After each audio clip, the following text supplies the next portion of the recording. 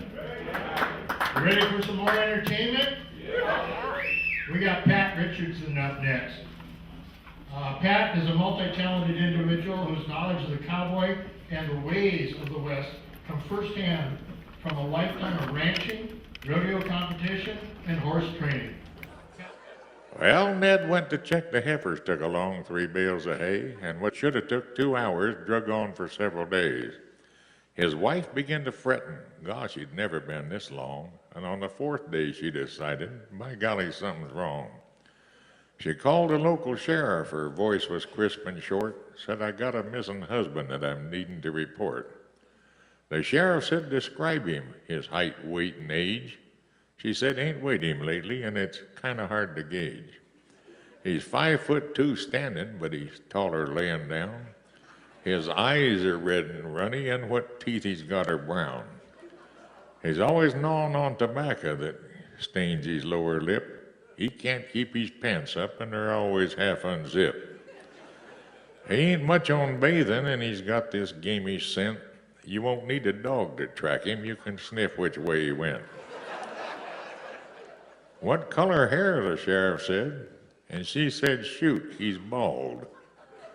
Then paused and said, on second thought, just disregard this call.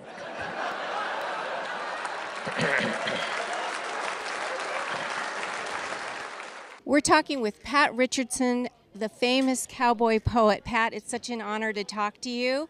Thank you so much for your time.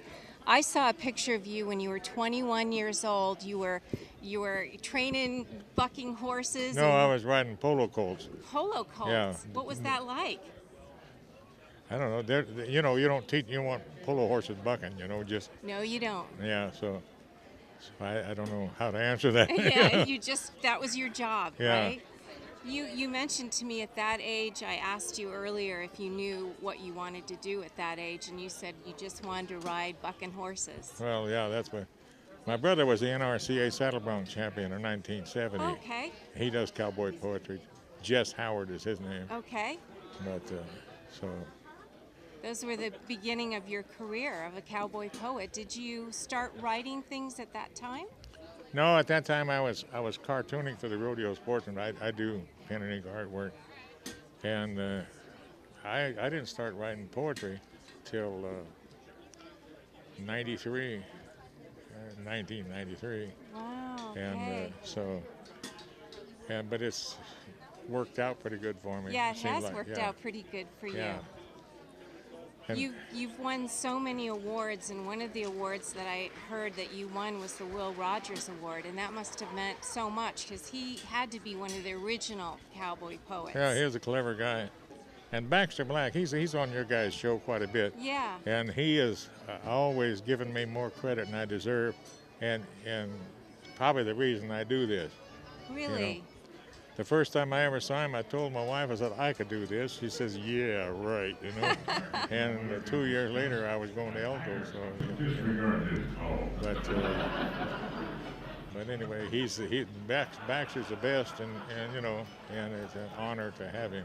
Well, he says that he has a famous quote about you where he says if you took cowboy poetry and you put it in a big vat and you boiled it down to what really counts, you're what really counts, your poetry. Something along that line. Yeah, he said, if you boil it down to what's worth saving, that's what it'd smell like, So.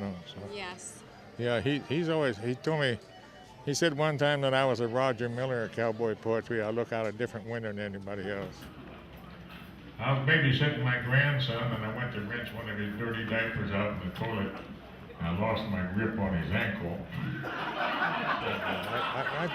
He's always given me a lot of good quotes. So, and he's the best. So. Yeah, and you too. So now if our viewers want to learn more about you, you have a website? They can go on cowboypoetry.com and see a whole bunch of my stuff. Well, you're probably where you got that picture and stuff. I did, yeah.